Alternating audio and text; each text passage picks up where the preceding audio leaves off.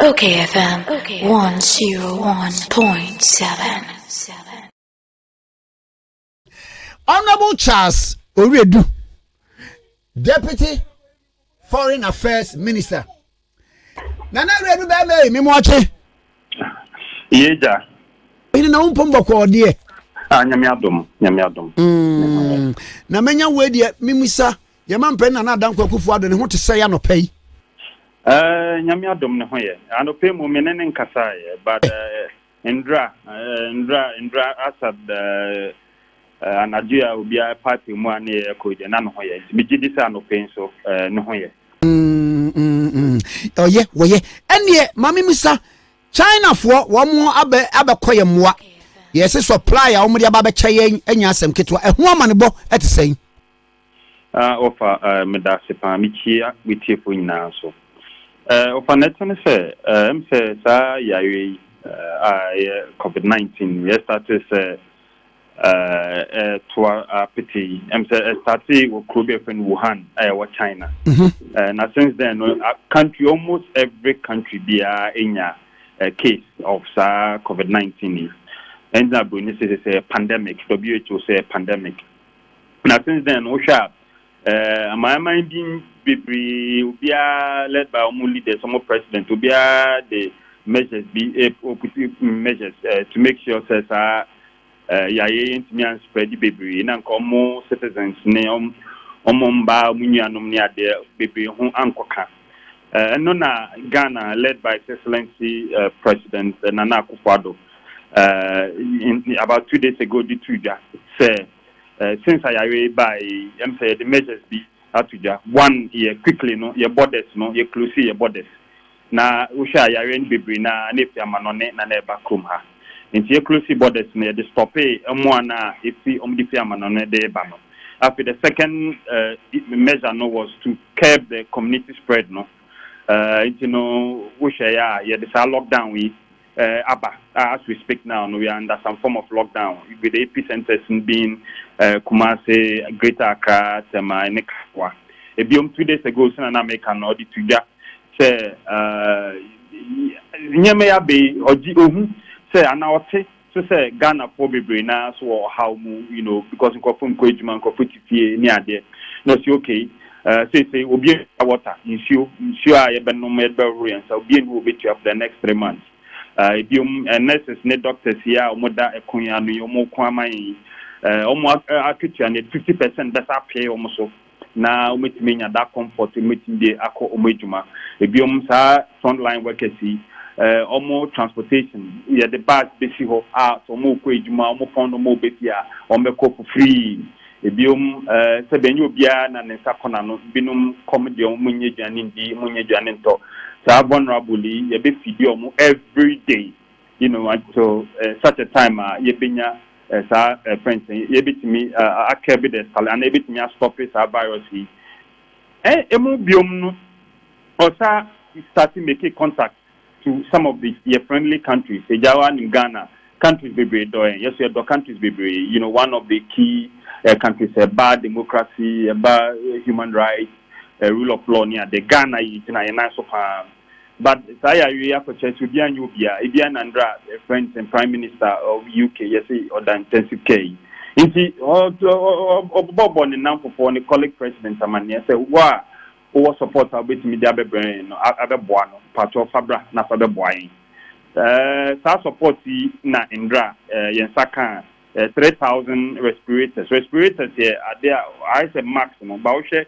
Ebia mo amako intensive care unit na amako hospital don't say doctors and nurses some days we on this from ne o manu e mo 3,000 on the brain protective face masks e mo 10,000 on the brain overall doctors and nurses for almost the mo 2,500 thermometers say dey check it temperature near the mo 800 on the buy medical goggles and space a doctor for and almost special space be ayo mo the move 2,500 on the brain and gloves they move 10,500 and disposable shoe covers they move 10,500 na on the brain. It is Anya Marindra no pa and your Minister for Foreign Affairs Honorable Shelayo Kobotri and your Minister of Health Honorable Kwekwaji Mamenu share plane any more data way logistics ya no take custody na ya dia ba na wofa intensam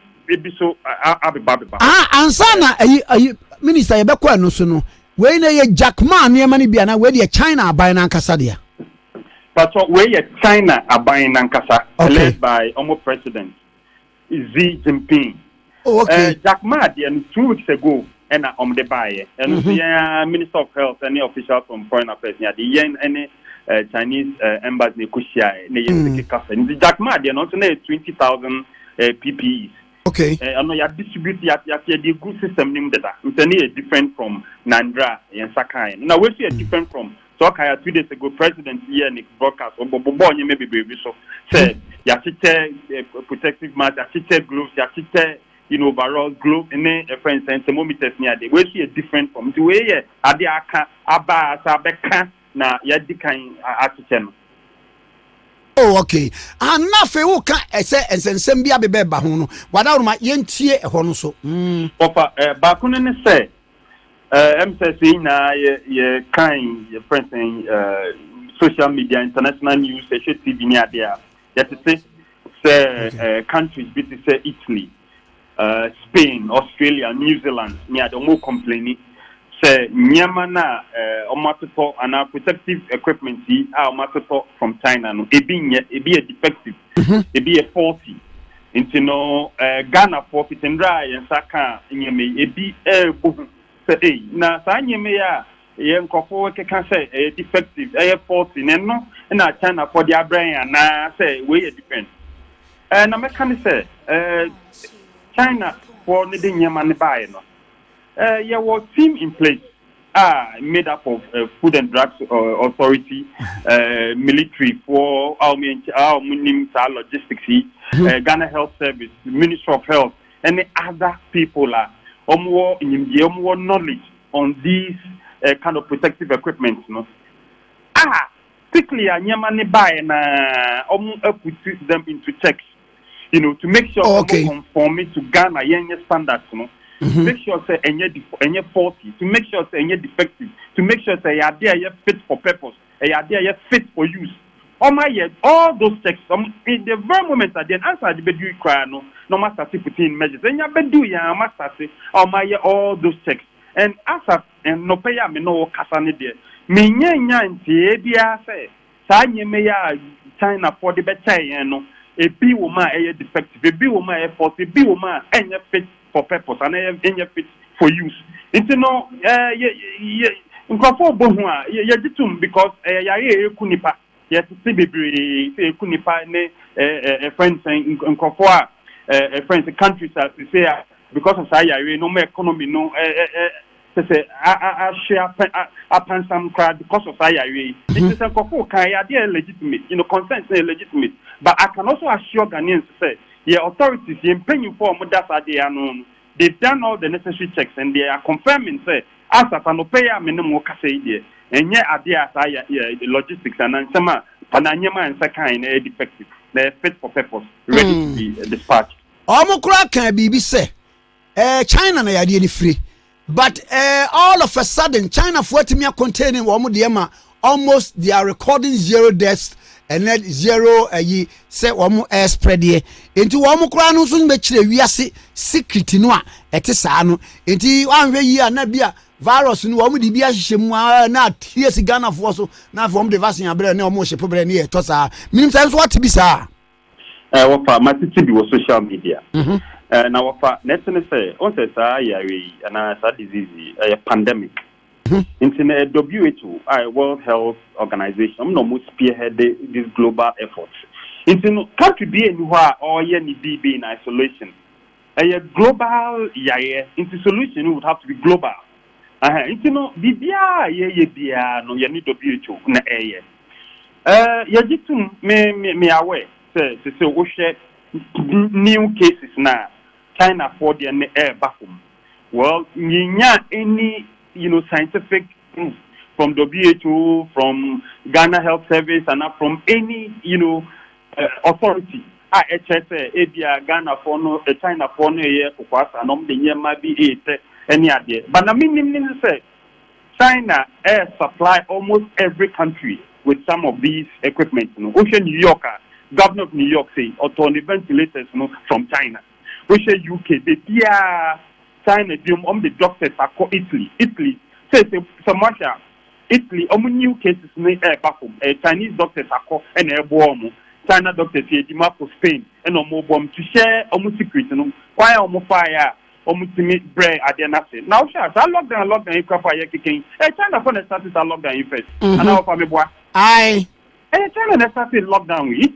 If anything at all, I bet you can say sharing of information and a sharing of best practices. China for the status are lockdown with Wuhan. Okay, and Kofu be try to Mukaka from Wuhan near there. And almost started story, almost lock it down Wuhan, it make containing the spread of the virus. Then I must say, countries be here. It will call UK, it's lockdown. Oko Sweden, I say, Oko Denmark, it's lockdown. Oko Norway, it's lockdown. Oko Ghana, Togo, Burkina Faso, Libya, it's lockdown. It's they are sharing best practices. And so far, I think it's so good. You lock it down, this partial lockdown. Greater Accra, Kumasi, anyway. Not least curtail the spread of the virus. Global effort. Because you were address any respect for Ubia, Ediana British Prime Minister or the hospital. Ediana, ya dofunum, ya dishenum, he has no respect for anybody. See, so Bia, when you get this media bar. You bit me a brain and everything else stopping the crowd. We are prepared to listen to that person, prepared to share the experiences of such people. Minister, na ya this young susua a war ma would was wa one was sa a yaria tea se hono. And what mean consulate na say yamba ambassadoria you know what didn't come on. I will send yes and one would dink it a ama would also. Medase. Since virus by we've been in Ministry of Foreign Affairs, any embassies, any missions, any consulates, you know, Makasapa, in Dekra, you bought in the hobby, you know, another meeting, your heads of mission, your conference video call, your Minister for Foreign Affairs, Honorable Shelley, Yokobochi. Obeli, you know, to find out really what's happening. They bear with you. Now, this is not the first time. I are there since the pandemic started here. Now, in most of the countries now, the embassies and I start to operate, they are under lockdown. And to say if you're under lockdown, OPI after 2 BR. But because I was at this Ghana for in those countries, what we've done is you provided some skeletal stuff. It's a full stuff to also respect our social distancing. Say will be observed. It's for every mission. And yes, you have the padlock at 2. There be a padlock in 2 years. You was skeletal stuff. And cafe. Say who be here, who emergency be answer. Yeah, the numbers are too. It's for all you over 60. Embassies and consulates, the emergency numbers are tuja. DCAB or Halbim or BBM officer of prayer. Just call these numbers because in most of the jurisdictions and in most of the countries, they are not allowed to go out.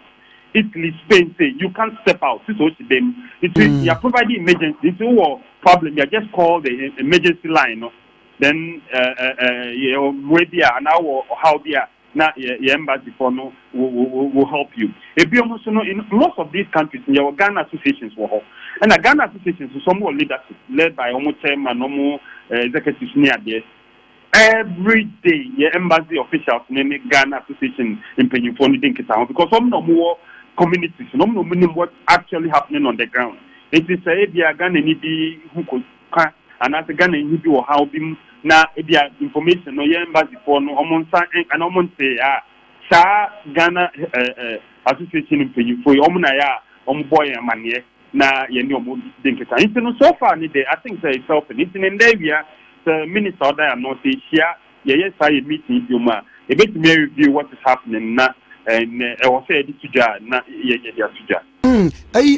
Minister ba ku bi mu a ewo mu ni se ye ade hye ne bebre ewo wa abroche ebi wo a oni krata enti natures wono system no kura nso nimu no e ba bi wo a lockdown wo mo hyedam mu a natures de obedie kura na e de insan se wono kura no wontimi mfrese mra oni ni status no enye bibia e papa sa ngrofo no ya dwele wo ho kakra wada ma Wafa, Sameka Ghana for Menka Gamin.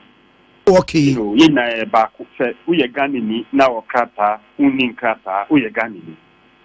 It's yin and to support via the brown, yet the brown. It's an Amakanon, once a Dodona, dear Ghana for Umutukwaya, Bibrina, and be register with the embassy and our missions. No. Into the bisa akoba the boy say omamba register no mo yeni omo record no I difficult say ye be free but nyama kan say ye wo Ghana associations wo nkra the dia what the Ghana for there about a year omoko about adoring omoko all these social gatherings no omoko they meet under a certain code association of Ibia Kuumai Ibia Santeman Union Ochimai Association, Dangbe Union, all those unions, so airboy. It's a baby Ghana no, we are trying to get the friends South and Kopui.